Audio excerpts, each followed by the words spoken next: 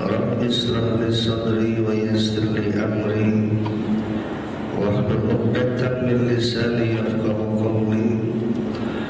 Allahumma ij'alni khairan mimma yadhunnun wa la tu'akhidhni mimma yaqulun waghfir li ma la ya'lamun. Subhanaka la ilma lana illa ma 'allamtana innaka antal alimul hakim. Wala hawla wala quwwata illa billahil aliyyil azim. Qala Rasulullah sallallahu alaihi wasallam,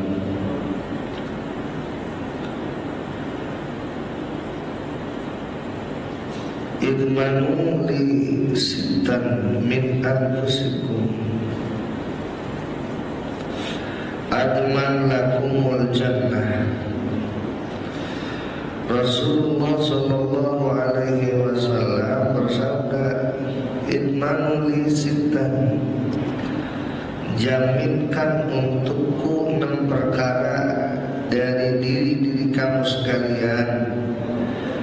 Adman, maka aku jamin lakum untukmu al-jannata, surga. Kasih aku jaminan 6 perkara. Kalau kamu kasih yang 6 ini, maka aku jamin kamu pasti masuk surga. Apa yang 6 itu? 1, usduqu idza haddatstum. Yang pertama, jujurlah engkau apabila engkau berbicara, jangan bohong.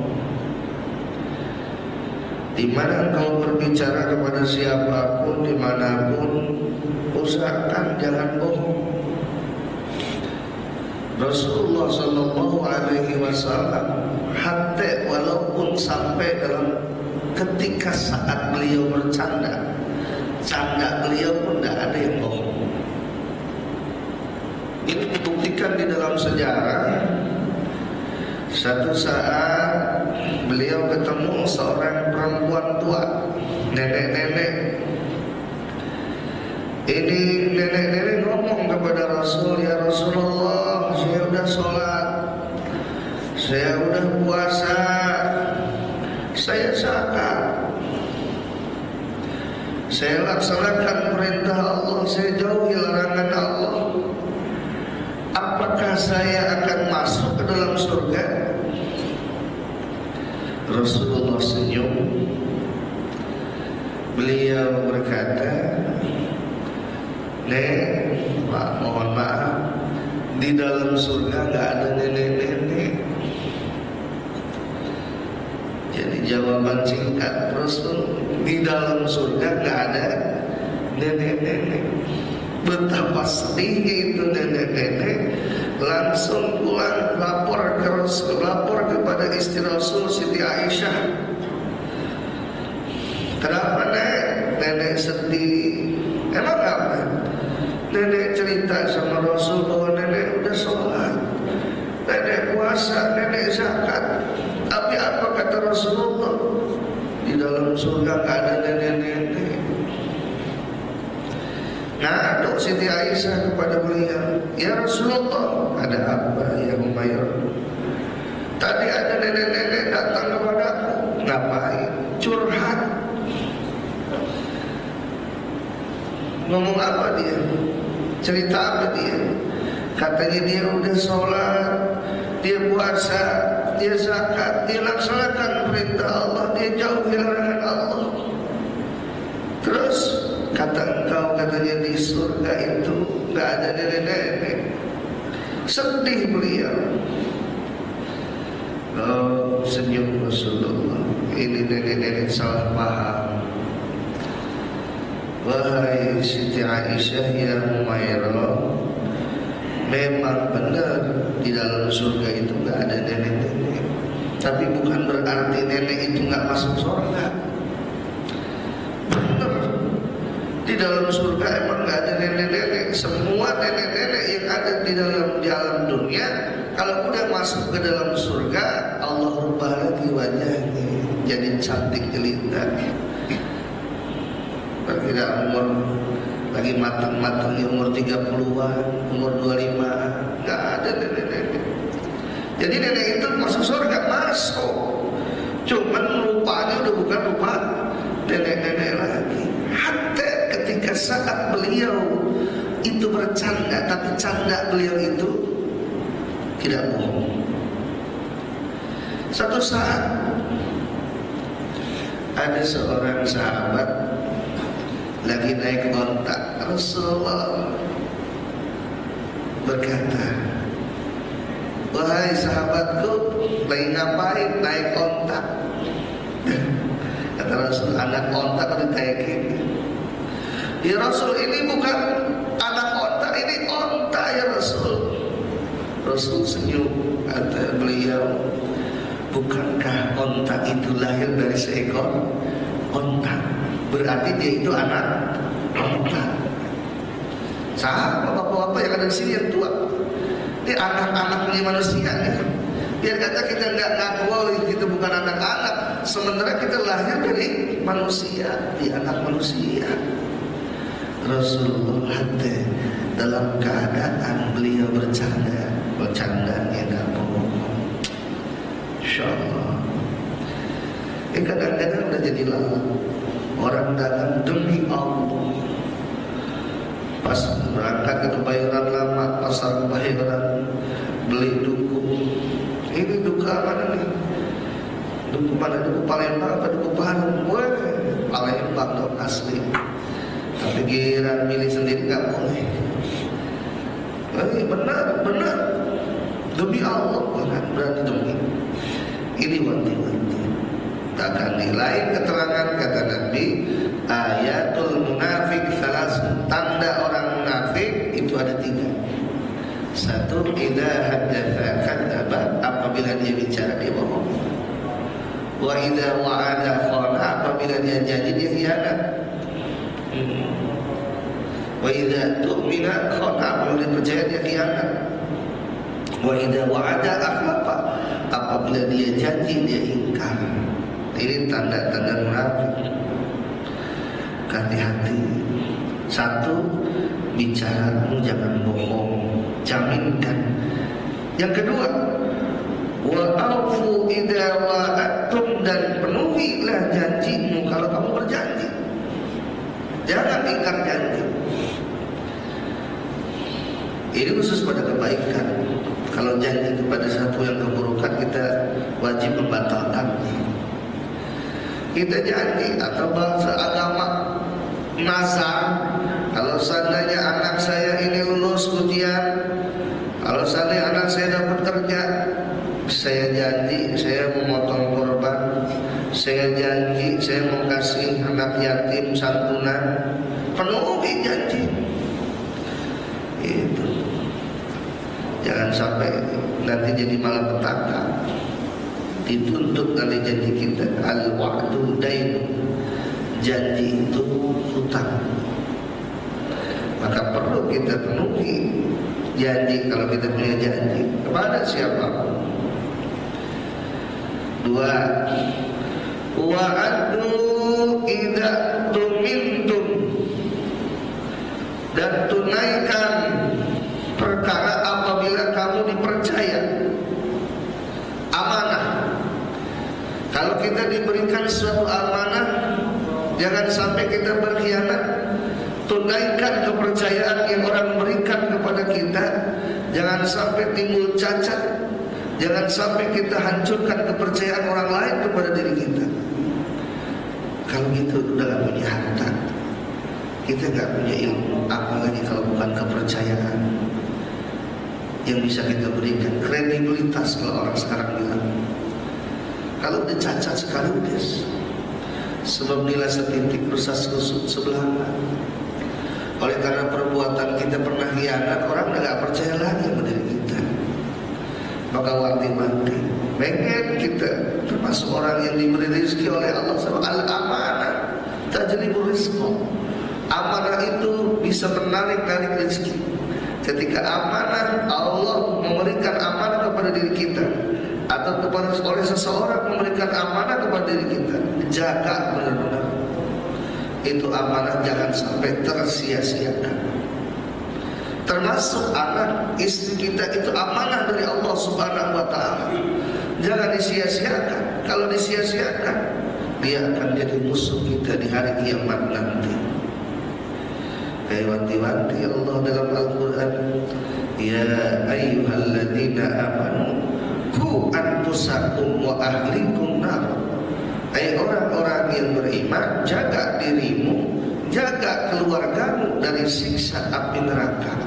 Amanah dari Allah. Anak istri jaga dari siksa api neraka. Bimbing dia bagaimana cara supaya ibadah, bimbing dia bagaimana cara takwa kepada Allah Subhanahu wa taala. Sebab itu amanah yang dititipkan oleh Allah. Kalau kita tidak jaga, kita sia-siakan, nanti yang punya marah. Siapa yang punya? Allah Subhanahu wa taala. Kenapa kau titipkan tapi kau tidak jaga?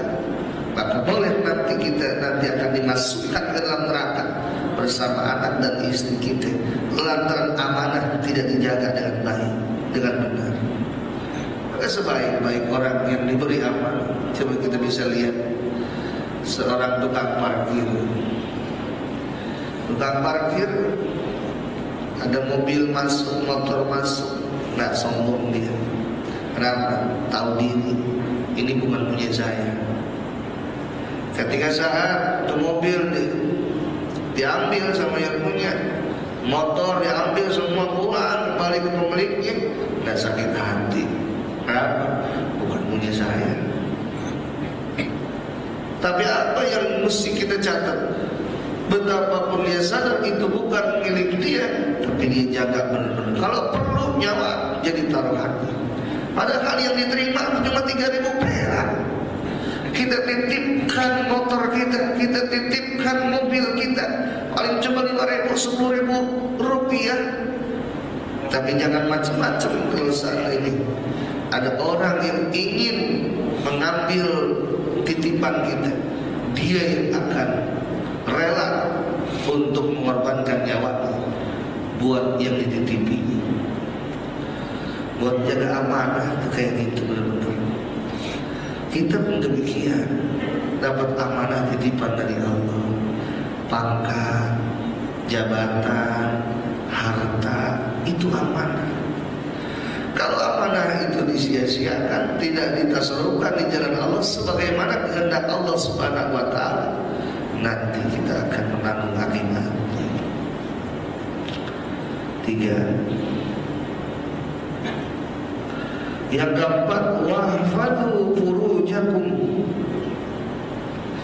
Jaga kehormatanmu, jaga dirimu dari perzinahan. Jangan sampai engkau terjatuh kepada perzinahan.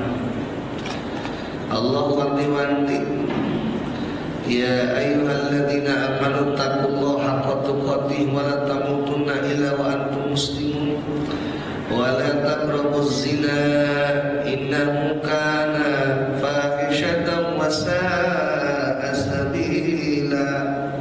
Jangan dekat-deketin zina. Kata Allah, jangan kamu sekalian mendekati zina. Innahu kana fahishatan, karena sesungguhnya zina itu sesuatu yang kecil. Wa sa'a sabila, dan seburuk-buruk jalan dalam pandangan Allah Subhanahu wa taala. Timbul pertanyaan, oh kan yang dilarang itu jangan deketin zina, berarti melakukan zina boleh dong?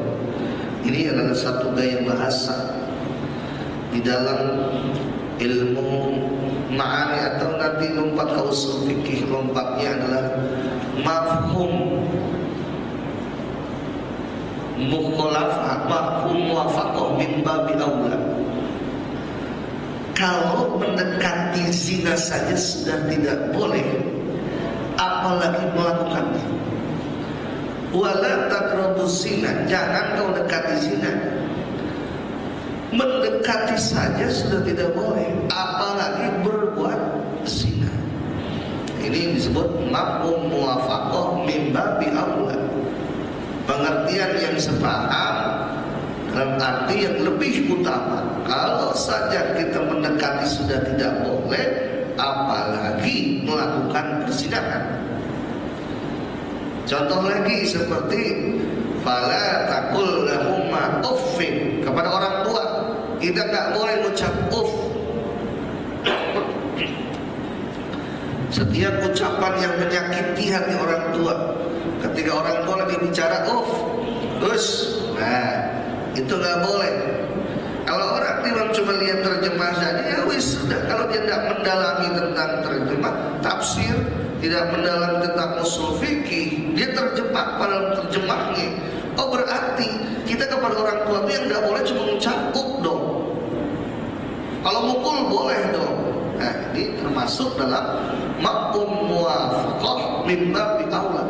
Kalau ngomong saja nyakitin itu sudah jadi dosa besar, apalagi memukul orang tua kita, itu min babi aula. Lebih-lebih memukul lebih sakit, ngucap sakit orang tua kita hati, mukul apalagi lebih-lebih. Jangan deketin kayak begitu. Jadi kembali lagi, wahfadu furujakum, jaga kehormatan. Maka wanti-wanti Rasulullah SAW kepada anak muda, ya ma'syar syabab man istata'a minkumul ba'as falyatazawwaj. Wahai anak muda, siapa orang di antara kamu yang udah mampu untuk mendapatkan ba'as, biaya nikah, falyatazawwaj, hendaklah dia nikah. Itu kalau nggak mampu, kata Nabi, fa'alaikum bisyam, maka hendaklah kamu itu banyak-banyak puasa. Fa inna lahu wijaun, maka sesungguhnya puasa itu jadi benteng buat dirinya. Kenapa wati-wati? Dosa zina itu besar sekali di hadapan Allah Subhanahu wa taala. Sampai ada bahasa wala taqrabu zina. Orang kalau sudah jatuh pada perzinahan, jangan dianggap lagi oh ini kecil ini besar. Wis, orang yang pengen dekat kepada Allah Subhanahu wa taala, punya etika segala dosa yang dia lakukan, jangan anggap kecil. Semuanya besar. Ketika dia masuk pada perzinahan, ini hati-hati dalam kehidupan kita, rezeki jadi sempit.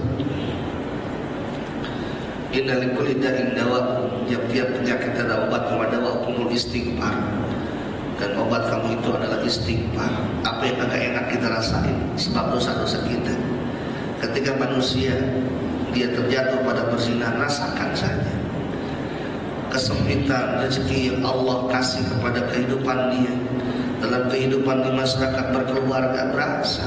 Maka ketika saat kita menyadari, kenapa ya usaha gini salah gitu salah, kenapa ya gagal terus dan gagal terus, tanya ke diri, udahkah kita tobat? Kalau kita dulu mungkin pernah jatuh pada perzinahan, cepat-cepat tobat kepada Allah Subhanahu wa taala. Berasa banget. Apalagi belum berumah tangga, mohon maaf para hadirin yang dimuliakan Allah, nikah bukan tobat. Tobat itu tersendiri. Oh tenang aja dah, saya kan udah pernah berhubungan suami istri sama pacar saya, nanti kalau saya nikah deh. Mohon maaf, nikah itu bukan jalan tobat. Tobat itu tersendiri, jauhin itu perbuatan benar-benar. Nikah satu langkah adalah menghalalkan sesuatu yang tadinya haram. Tobat benar-benar kepada Allah Subhanahu wa taala. Maka kebanyakan di tengah-tengah kita, masyarakat kita belum berumah tangga udah dipegang-pegang. Jangan disangka pegang bukan zina. Ada zina tangan, ada zina kaki. Kata Syekh Nawawi Al-Bantani dalam kitab Sulam Taufik itu mengatakan begitu banyak macam perzinahan, zina mata kita, zina hati kita. Terkhusus yang sedang dibahas adalah termasuk zina farji kita. Ya Allah ya Rabbi, jangan sampai. Makanya ketika Allah memberikan kemampuan kepada kita, wahai anak muda yang kau sudah mampu, cepat-cepat. Jangan sampai kau terjatuh pada perzinahan. Yang ada adalah kesusahan-kesusahan. Ente semplek, ente semplak, ini salah, itu salah, banyak bingung, banyak susah. Sementara ke depan umurmu masih muda, harapan masih begitu banyak, cita-cita yang belum terpenuhi, maka sing bener hidup di alam dunia, jauhin perzinahan. Kalau perlu deh, ketika kau cinta kepada seorang wanita, datangi orang tuanya, lamar, nikahi langsung. Itu yang paling bagus. Buat orang tua yang kita mungkin punya anak didatangi oleh seorang laki-laki, jangan ditunda-tunda lagi. Kenapa? Ketika kita tunda lalu mereka berbuat zina, fa ismuhu ala abawaihi, maka orang tuanya bakal ikut kebagian dosanya.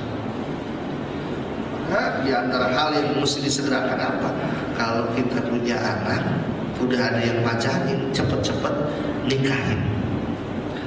Kalau kita punya hutang, udah punya duit, cepet-cepet bayarin. Kalau ada orang meninggal, cepet-cepet urusin. Kalau udah datang waktu sholat, cepet-cepet laksanain. Kayak gitu, cepet-cepet mesti. Wudhu absarkum, dan palingkan pandanganmu. Setiap dosa mulainya dari mata. Nih, dari mata turun ke hati. Ketika kita melihat seorang wanita cantik, apa mata dulu itu yang lihat. Cakep tuh orang. Timbul hayalan-hayalan. Awalnya dari mata. Begitu banyak orang-orang yang bermaksiat, awalnya dari mata. Ketika dia nggak bisa menjaga pandangannya, di situ akan mudah dia dibawa oleh setan. Apalagi kita sering kumpul bareng orang yang lawan jenis, di depan mata kita, di wajahnya Allah dikatakan setan menancapkan panahnya agar muncul syahwat birahi kita. Ketika kita berada di belakang wanita, setan menancapkan di bokongnya itu perempuan supaya muncul birahi kita. Kurang-kurang bahaya. Berapa banyak orang yang tergelincir pada perzinahan, awalnya daripada mata. Maka kata Nabi, nazratul ula laka wa nazratus saniyah alaika. Bahasa hadis, kalau kau bisa memandang, kalau kau pernah mandang bertatapan dengan seorang wanita, dia cakep, nazratul ula laka, artinya laka manfaat buatmu, itu gak dosa. Tetapi wa nazratus saniyah, pandangan yang kedua, alaika, mudarat buatmu, dosa. Kalau udah bertatapan udah cukup sekali aja, palingkan wajah. Di kedua kalinya jadi dosa. Ini kadang-kadang ada anak muda, Pak Ustaz, bagaimana kalau saya sekaliin aja pandang terus dipandang, kan gak dosa tuh. Kenapa? Kan kata hadis nazratul ula, pandangan yang pertama. Bukan begitu maknanya. Jadi ketika kita melihat berpapasan dengan seorang wanita bukan mahramnya, palingkan wajah kita. Nggak perlu merempat. Repot kalau merempat, ada lubang di jalan kita jatuh. Repot. Dan gitu. Kalau kata pepatah orang Sunda bilang, dari mana datangnya lintah, dari sawah turun ke kali. Dari mana datangnya cinta, ketemu di sawah, kecebur di kali. Dari mata turun ke hati, dari hati turun ke parji. Nah, bahaya. Pandangan mata, awas, awas, awas, awas. Itu yang bikin dosa. Apalagi buat orang yang lagi nuntut ilmu, bahaya. Imam Syafi'i pernah dalam satu sairannya berkata, syakautu ila waqi'i suhaibni fa arsyadani ila tarkil ma'asi. Aku mengadu kepada guruku Imam Wafi tentang buruk hafalan. Santri dulu sering hafal, tiap hari mesti hafal. Wala Muhammadun wa maliki Ahmad rubila khairu maliki musallian ala nabi Mustafa wa alihi mustaqbil sirafa wa astaghfirullah fi alfiyah maqasidun nabi biha mawiyah tuqribul aqsabila bi mujazi wa tafsir pada bil wadi mujazi wa taqdaridu bi ghairi sufi fa'ifatan alfiyatan minuti wa huwa bisabiha izun tabdil mustaqbil sanaya jamila. Ya hafal, kenapa habis hafal kok lupa? Wahai Tuan Guru, saya udah hafal banyak yang saya hafal. Quran saya hafal, tapi habis hafal lupa lagi. Syakautu ila waqi'i su'alibni. Aku ngadu curhat kepada guruku Imam Waqi, kata Imam Syafi'i. Tentang buruk hafalanku fa'arsyadani ila tarkil ma'asi. Maka beliau memberikan nasihat kepadaku untuk meninggalkan maksiat. Jadi dosa-dosa kita itulah yang bikin hilang hafalan kita. Dosa-dosa itulah yang mengganjal dan menghalangi jalan rezeki kita. Maka dosa apapun itu jangan pernah kita anggap kecil. Semua dosa kita anggap besar. Bukan lihat seberapa kecil dan besar dosanya, tapi kepada siapa kita berbuat dosa, kepada Allah Subhanahu wa ta'ala. Maka orang yang semakin dekat kepada Allah, ketika dia berbuat dosa sekecil apapun itu dosa, seakan-akan itu dosa besar sekali. Orang yang jauh dari Allah Subhanahu wa ta'ala, ketika ia melakukan dosa besar sekalipun, karena udah jauh, dosa besar terasa jadi kecil. Nah, kedekatan dan jauhnya kita, kadar dekat dan jauhnya kita dengan Allah, tanya saja kepada diri, apakah ketika kita berbuat satu dosa itu kita anggap kecil atau kita anggap besar? Kalau di dalam diri kita, wah ya Allah ya Rabbi, ini dosa gede banget, padahal kayaknya kecil, berarti diri ini udah semakin dekat kepada Allah. Ketika kita melakukan dosa besar, tapi dalam diri ini yang kecil, tenang aja lah, tadi diampuni oleh Allah, maka diri itu sudah semakin jauh dari Allah. Ukurannya di situ.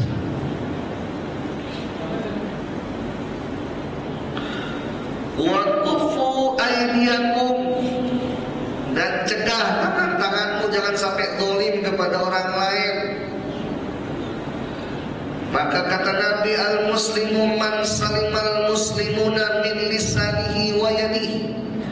Seorang muslim sejati, muslim yang benar-benar muslim adalah man, orang salimal muslimuna, yang selamat orang-orang Islam, min lisanihi wa yadihi, dari lisannya dan tangannya. Lisannya gak nyakitin orang, tangannya gak zalimin orang, gak tumpar tampar, gak tubak tabok, gak pukul-pukul.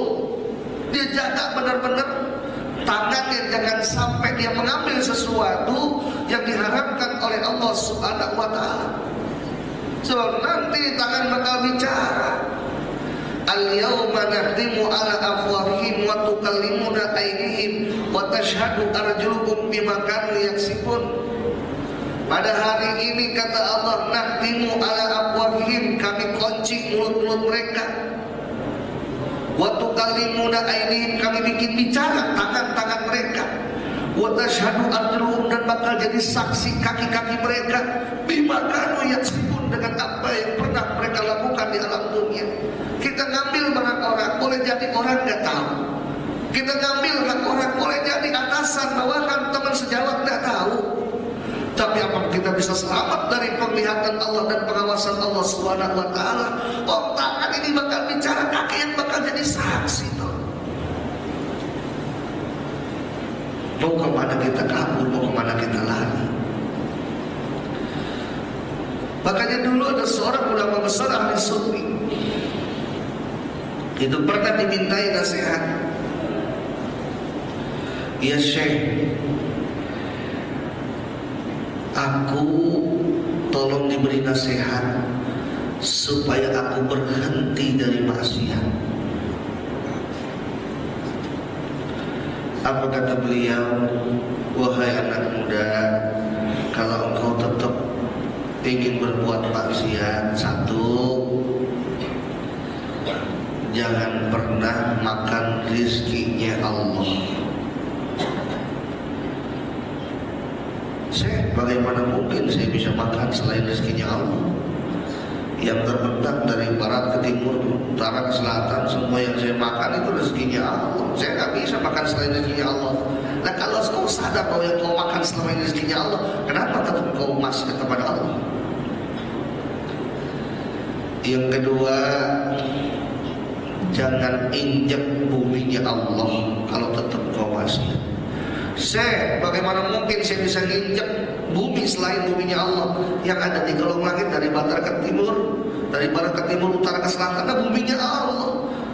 Kalau kau sadar yang kau injak adalah buminya Allah, kenapa kau tetap maksiat kepada Allah? Yang ketiga, anak muda, kalau kau tetap kepengen maksiat kepada Allah, cari tempat di mana engkau tidak dilihat oleh Allah. Syekh, bagaimana mungkin saya lolos dari pengawasan Allah? Kemana saja saya berada, Allah lihat. Innahu was-sami'ul basir. Kalau kau sadar bahwa kau dilihat oleh Allah, kenapa masih berani maksiat? Yang keempat, kalau kau kekeh pengen maksiat, nanti kau masuk ke liang kubur, kau nanti akan mempertanggungjawabkan segala amal perbuatanmu di alam dunia. Kau akan disiksa oleh malaikat munkar dan nakir. Coba rayu itu malaikat supaya tidak menyiksa. Wa aisyah, malaikat itu ibadul mukramun. La ya'sunallahu amma amaruhum wa yaquluna ma yumaru. Malaikat itu adalah hamba-hamba yang dimuliakan oleh Allah, yang senantiasa taat kepada Allah dan tidak pernah melanggar apa yang diperintahkan oleh Allah Subhanahu wa taala. Bagaimana mungkin saya bisa merayu malaikat supaya tidak menyiksa saya? Kalau kau sadar dirimu tidak bisa merayu, kenapa masih mau maksiat? Kalau kau ingin maksiat kepada Allah Subhanahu wa taala, nanti akan ada hari pembalasan. Ada hari akhirat di mana semua amal perbuatan kita bakal dimintakan pertanggungjawaban di hadapan Allah, bakal dibalas. Maka engkau divonis jadi ahlun nar, penghuni nerakanya Allah. Kau akan disiksa oleh malaikat sebagian malaikat Malik. Coba kau rayu untuk malaikat Malik supaya tidak mau menyiksa. Syekh, malaikat Malik juga malaikat, dia nggak bisa disogok. Kali gitu bisa damai, nggak bisa. Dalam dunia bisa damai, tapi di sorong tidak bisa lagi kita damai-damai dengan malaikat. Kalau kau sadar bahwa kau tidak bisa merayu malaikat untuk tidak menyiksa, kenapa tetap engkau ingin maksiat? Apa kata pemuda itu? Syekh, cukup yang 5 ini nasihat darimu ya Syekh, aku akan berhenti dari kemaksiatan. Dan memang harus kita sadari, dari ucapan itu kita bisa menyimpulkan ternyata kita sering maksiat. Boleh jadi karena kita mungkin tidak menyadari bahwa yang kita makan adalah rezekinya Allah. Mungkin kita tidak menyadari bahwa yang kita injak adalah buminya Allah. Mungkin kita tidak menyadari bahwa setiap gerak dan langkah kita diketahui oleh Allah Subhanahu wa taala. Kita mungkin tidak menyadari bahwa kita lemah, kita tidak bisa merayu malaikat munkar dan nakir, dan kita pun tidak bisa merayu malaikat zabaniyah, malaikat Malik. Di situ yang perlu jadi bahan renungan buat kita sekalian. Oh, apa kita ketika di alam dunia masih diberikan kesempatan, sementara amal perbuatan yang kita lakukan adalah maksiat dan maksiat, jauh dari Allah Subhanahu wa taala. Apa yang nanti bakal kita persembahkan di hadapan Allah? Kalau diri dari semenjak awal akil balik kita sudah berumur dosa. Kalau diri masih bisa tertawa-tawa sambil berkata, emang punya dosa apa saya? Sementara harus diingat, masih begitu banyak lalai kita ketimbang ingat kita kepada Allah. Masih begitu banyak dosa kita dibanding pahala kita kepada Allah. Masih begitu banyak maksiat kita dibanding taat kita kepada Allah Subhanahu wa taala. Kenapa kita jarang merenung? Kenapa kita jarang bermuhasabah? Karena boleh jadi kita sudah dilupakan oleh dunia. Karena boleh jadi hati ini sudah tertutup oleh dosa-dosa. Na'udzubillah min dzalik. Rawahu al-Baihaqi al-Ubadah bin Samit. Diriwayatkan ini hadis oleh Imam Baihaqi dari Ubadah ibn Samit. Ittola'tu alal jannah, kata Nabi, aku lihat alal jannah, ke surga, mawajatu aksaru ahliya al-fuqara, maka aku dapati mayoritas kebanyakan penghuni surga itu orang-orang fakir. Watolatu ala nari, dan aku melihat ke dalam neraka bahwa jatuh aksar ahliha an-nisa. Aku mendapati kebanyakan penghuninya neraka itu an-nisa, itu adalah kaum wanita. Kenapa? Ini memang sudah digariskan oleh Allah di dalam Al-Quran. Wa qalilum min ibadiya syakur. Sedikit di antara hamba-hambaku yang bersyukur. Kalau kita bangga dengan Indonesia yang katanya mayoritas beragama Islam, dan harus kita akui kalau toh disebut susah, kenapa sampai 25 tahun orang mau haji mesti nunggu 25 tahun? Bayangin sekarang waiting list 25 tahun itu ngantri pengen berangkat haji. Kalau katanya Indonesia itu orang susah, Masya Allah, disebut makmur. Tapi kenapa banyak orang yang kelaparan, dan yang mati pun orang Indonesia yang kelaparan? Di sini jawabannya, wa qalilum min ibadiyasy syakur. Banyak orang yang diberikan titipan harta, diberi kekayaan, tapi tidak pandai bersyukur kepada Allah. Itu beda dengan orang yang fakir. Ittala'tu, kata Nabi, aku diperlihatkan, aku melihat bahwa di dalam surga ternyata kebanyakan penghuni surga itu al-fuqara, orang-orang fakir, orang-orang susah. Kenapa? Sebab mereka kebanyakan sabar atas derita yang diberikan oleh Allah Subhanahu wa taala berupa kekurangan harta. Sabar mereka. Maka dibondang-banding, lebih banyak mana orang fakir yang bersabar atau orang kaya yang bersyukur? Di sini sudah bisa kita ambil kesimpulan, lebih banyak orang fakir bisa sabar atas kefakirannya dibanding orang kaya yang syukur atas kekayaannya. Pantas Rasulullah pernah berdoa, Allahumma ahyini miskinan wa tawaffani miskinan wahsyurni ma'al masakin. Ini doa Rasul.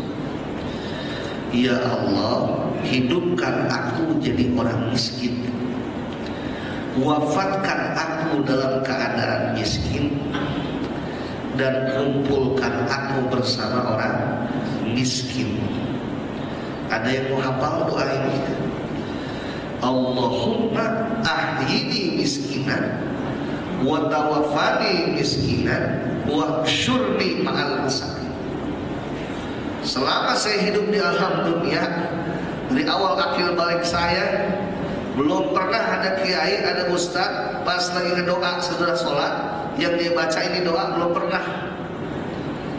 Ya Allah, hidupkan aku jadi orang miskin, wafatkan aku jadi orang miskin, kumpulkan aku bersama orang miskin. Ini doa Nabi yang lama jarang, belum pernah saya dengar ada kiai baca doa ini gitu.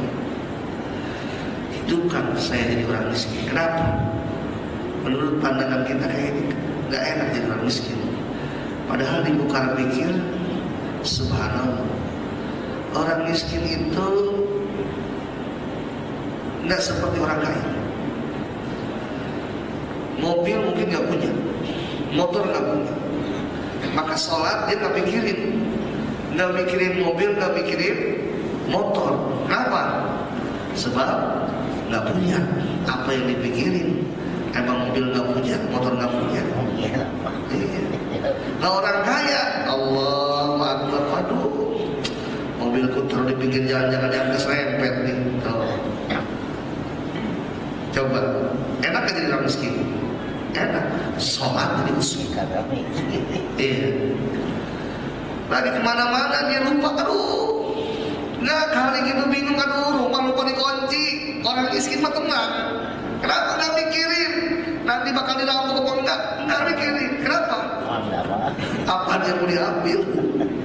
Orang miskin. Enak kan jadi orang miskin? Sementara orang kaya, mohon maaf, pintu di depan rumahnya diberi pagar, pagarnya dari besi. dari besi dan dikunci, bahkan dikasih tulisan awas anjing galak. Udah pagar rumahnya pun pintunya dikasih teralis, teralisnya pun dikunci. Ada pintu terbuat buatannya dari kayu, kayunya bukan kayu sembarangan, kayu jati yang mahal harganya. Kayu jatinya itu pun pintunya itu pun dikunci. Udah pintu dikunci, di dalam rumah ada kamar, kamarnya juga dikunci. Di dalam kamar ada lemari, lemarinya juga dikunci.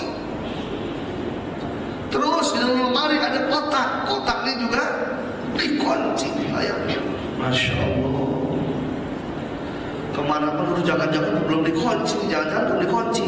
Orang kaya, nah orang miskin, tenang saja lah, nggak mikirin hal gitu. Ntar emas saya bakal dicolongin sama tetangga. Enggak, tenang. Allahu Akbar. Enak kan jadi orang miskin? Pertanyaannya, mau gak jadi orang miskin? Di sini nih berarti gitu ya. Maka pantas kata Nabi, aku lihat di dalam surga kebanyakannya penghuninya adalah orang miskin. Itu susah, orang miskin sabar dapat pahala. Enak, gak ada modal. Sakit kagak bisa berobat, sabar dapat pahala. Coba masuk rumah sakit, bapak mau bayar cash atau BPJS? BPJS. Tale pak ya, yang cash dulu ya. Kayak gitu. Jadi orang miskin tuh sabar dapat pahala. Kayak gitu. Mau bikin apa pak? Mau bikin KTP? Iya, KTP iya. Orang miskin, ntar ya seminggu lagi, ntar ya sebulan lagi, kayak gitu. Orang kaya, ya pakai dasi, keluar dari mobil pakai Mercy. Ada apa pak? Saya bisa bantu? Mau bikin KTP? Oh iya, yang cepat apa yang lambat? Ada kilat khusus, ada jalan-jalan biasa, ada jalan tol. Ya saya suka pakai jalan tol. Itu. Watolatu dan aku lihat alam narik dalam neraka pawajatu aksar ahliha anisa.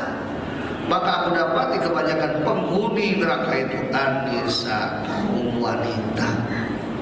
Sebagian ulama mengatakan wajar-wajar saja kalau Nabi bicara seperti ini. Kenapa? Toh sekarang saja dibanding jumlah laki-laki dengan jumlah perempuan itu lebih banyak jumlah perempuan. Sekarang 1 bisa banding 10. Nanti 1 banding 40, bayangkan 1 banding 40. Nggak kebayang tuh wanita-wanita yang banyak mengeluh.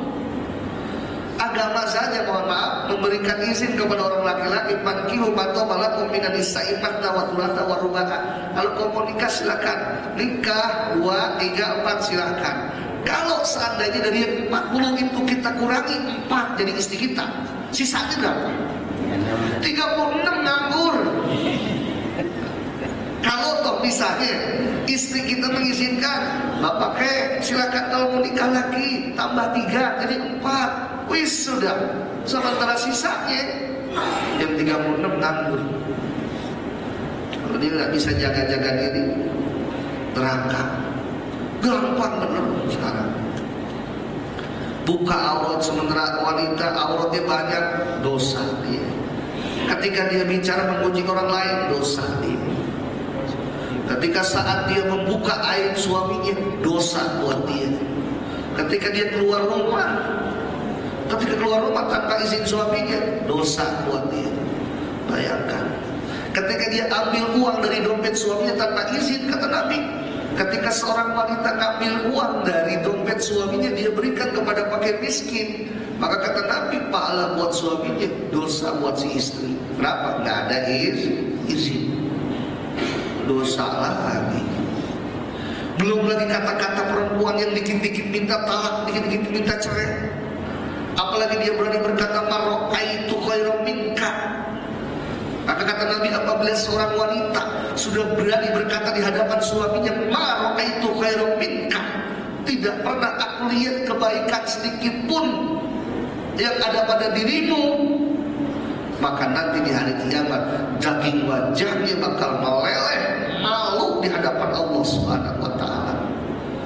Tidak bersyukur atas kenikmatan, atas rezeki yang diberikan wasilah lewat suaminya.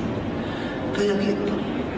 Banyak sekarang wanita yang dikit-dikit minta cerai hanya gara-gara uang belanja yang berkurang 5.000 perak. Maka wanti-wanti di lain hadis, istausu bin nisa, minta nasihat tentang masalah kaum wanita supaya istrimu jadi penghuni surga yang akan menemani engkau nanti masuk dalam surganya Allah. Wanti-wanti yang punya anak perempuan, jaga benar-benar anak perempuan kita, jaga saudara perempuan kita, jaga ibu kita, karena mereka adalah wanita yang notabene mudah sekali melakukan perbuatan dosa. Kalau kurang-kurang kita jaga, kita kawal, kita berikan bimbingan, ini yang menjadi akibat nanti mereka bakal menjadi penghuni nerakanya Allah Subhanahu wa taala. Na'udzubillah min dzalik. Maka wanti-wanti Nabi, an-nisa di antara wasiat Rasul, perempuan. Hati-hati masalah perempuan. Inna awal fitnati Bani Israil an-nisa.